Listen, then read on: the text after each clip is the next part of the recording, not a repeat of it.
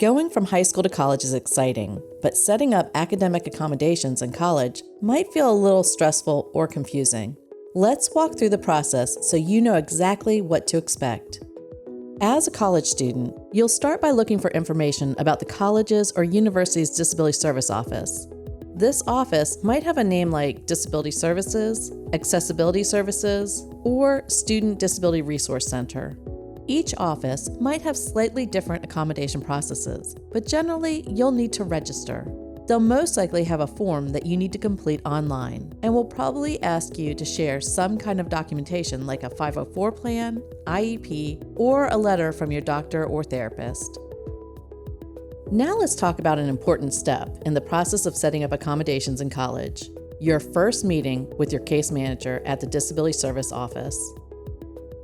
This first meeting is often called an intake meeting and can usually be held virtually or in person at the Disability Services Office. It's a chance for you to meet the person, usually a case manager, who will be supporting you as a student with a disability at the college, and to work with them to make a plan for your academic accommodations.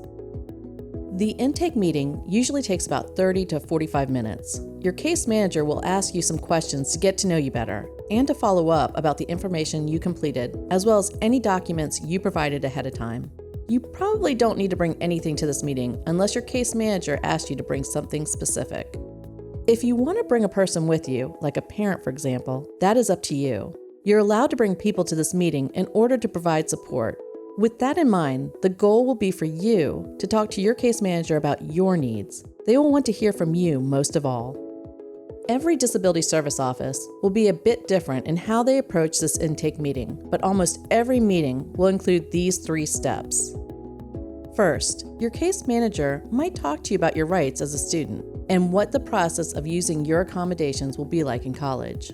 They might talk with you about how this will be different than it was in high school. Let's listen in on a typical intake meeting between a college student and a case manager. I usually find it helpful to start out these meetings spending a little bit of time setting your expectations. I want you to know what to expect from me in this meeting as your case manager, and what you can expect from both me and my office going forward after this meeting once you get out there into your classes and start using your accommodations. Do you have any questions for me before we start? Not right now, but I might have some as you continue talking. Second, you and your case manager will discuss your academic accommodations. You'll have a chance to share specific requests about accommodations you know that you need. But if you don't have a specific list, that's okay too. What's most important is that you are ready to talk about the things that you might need help with. Your case manager will work with you to turn that information into a plan for academic accommodations. The conversation might continue like this. Now, I want to kind of work our way through some of the things that you shared with me in your intake form, which was super helpful, by the way, and in your 504 plan. We're going to kind of move through the different parts of your courses one thing at a time, and I want to start with test taking. Now, I know you had some accommodations in high school for testing, you had that extra time, and also small group testing. Can you tell me a little bit about what that experience was like for you at testing specifically? What are some of the things that you notice when you sit down for a timed test or a quiz? I definitely have to take 2 or 3 times reading the questions in certain subjects, and it's definitely more difficult when there's other distracting noises happening.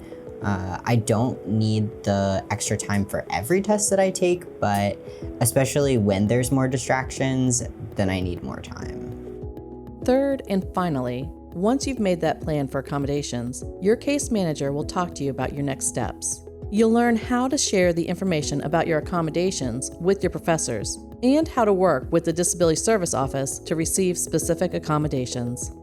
So let's talk about your next step, which is going to be sharing your accommodations with your professors. Now, you're going to use our student portal for that. You'll log in, and when you see each class, you should choose exactly which accommodations you want to share with that specific professor. So there's a different accommodations letter for every class? Yes, exactly. Sometimes accommodations are more important in one class than another. Then once you submit your choices, the portal instantly sends the custom customized letter to the professor via email, and you're going to get a copy of that as well.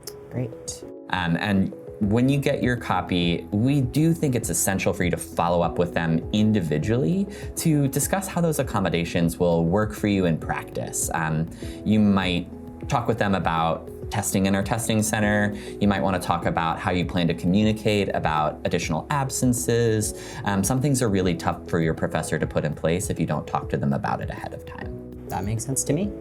So, before the meeting, check the college's Disability Service Office's website to learn more about how they work. Most importantly, you'll want to spend some time thinking about what you might need help with. Remember, the intake meeting with the Disability Service Office is a collaborative conversation to help you get the resources you need. This video was created in collaboration with Virginia Commonwealth University's Student Accessibility and Educational Opportunity Office and the Center on Transition Innovations. CTI is funded by the Virginia Department of Education. For more information, please visit centerontransition.org.